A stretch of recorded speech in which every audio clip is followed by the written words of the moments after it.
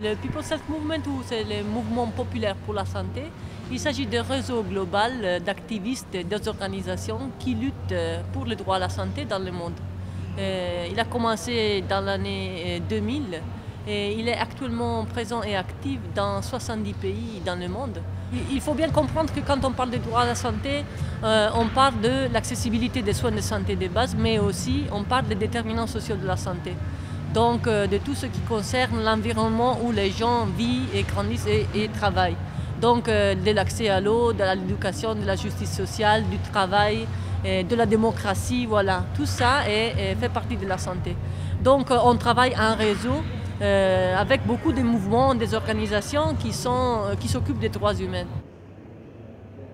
Bon, le mouvement populaire pour la santé a été présent dans plusieurs éditions du Forum social mondial.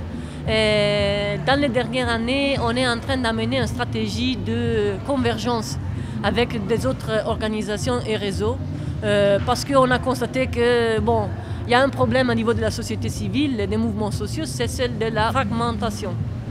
C'est-à-dire les gens se mobilisent autour des questions spécifiques et ils ne regardent pas trop à comment on peut se mettre ensemble pour augmenter notre pouvoir. Donc, dans les dernières années, on a cherché vraiment de se mettre en partenariat. Je suis assez contente que cette année-là, on n'est pas venu avec un programme PHM, mais on est venu avec un programme qui a été préparé en collaboration avec une vingtaine de réseaux et d'organisations, des syndicats, surtout de l'Europe du Sud et du Nord d'Afrique et le Moyen-Orient.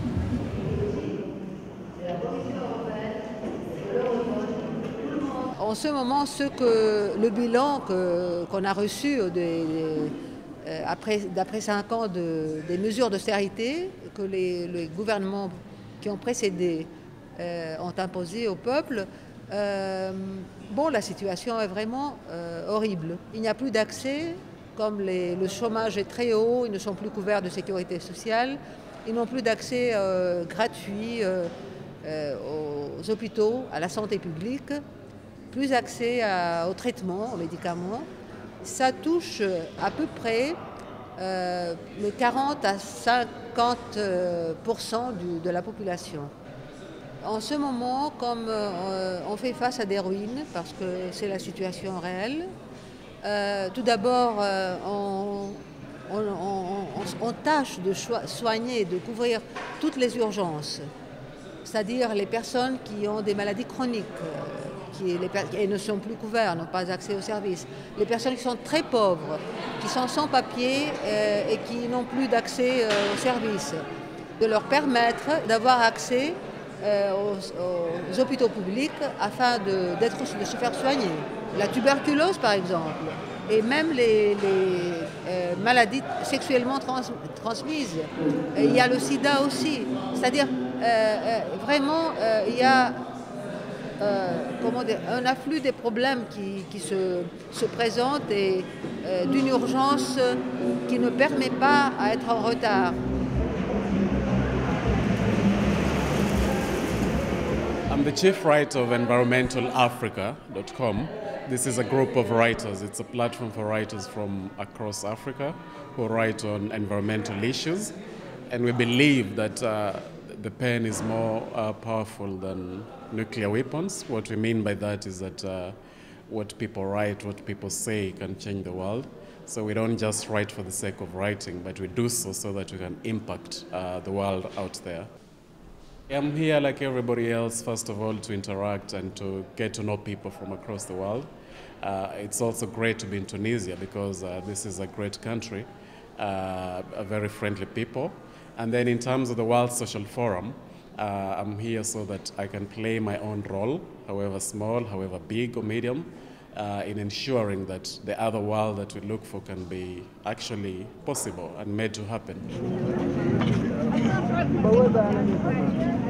Donc, la Charte des migrants, c'est un document écrit qui reprend un certain nombre de revendications qui ont été collectées par les migrants eux-mêmes dans un processus assez long au niveau international de collecte de revendications. Ça a été fait largement par Internet, par des rencontres intermédiaires qui a permis d'en faire une charte, c'est-à-dire c'est un ensemble de droits auxquels les migrants eux-mêmes sont attachés. Donc il a une grande valeur puisqu'il est produit par les migrants eux-mêmes qui connaissent les problèmes dont ils parlent. Alors, au Forum social, il y a eu un certain nombre d'ateliers qui sont tenus pour retravailler des sujets qui l'ont déjà été sur des forums précédents. On l'a entendu tout à l'heure comme le fait de changer l'image, puisqu'on sait qu'il y a une espèce de contre-information permanente et puissante qui est faite sur la question des migrants. Donc changer de regard, c'est quelque chose de très important. Déconstruire les idées fausses, les fausses informations, les approximations, l'exploitation politique, tout ça reste parfaitement à l'ordre du jour. Mais on pense aussi qu'il faut faire de nouvelles démarches aujourd'hui et de mettre au travail l'ONU qui ne travaille pas ces questions de façon approfondie, par exemple comme le climat ou la finance. Il n'y a pas de coordination ou véritablement de travail politique au niveau de l'ONU sur ces questions, alors que c'est vraiment une urgence aujourd'hui. Il y a le fait aussi qu'on doit s'intéresser à la libre circulation dans sa réalisation pratique. C'est pour ça qu'on pense que ce serait intéressant de travailler sur les questions de passeport de citoyenneté universelle. On pense aussi que les traités tels qu'ils existent aujourd'hui ou les conventions, elles ont de l'intérêt, certaines mériteraient d'être révisées. En tout cas, on pense qu'il y a une nouvelle initiative à prendre sur un traité qui intégrerait aussi des questions qui ne le sont pas aujourd'hui, comme la question des migrants climatiques. Et puis on pense aussi que les traités, ils ont une valeur quand ils sont appliqués. Donc remettre ça à l'ordre du jour, cette question des traités et de leur application, ce serait vraiment une action importante pour faire avancer cette question de la prise en compte de la migration et des personnes qu'il y a derrière dans ce phénomène.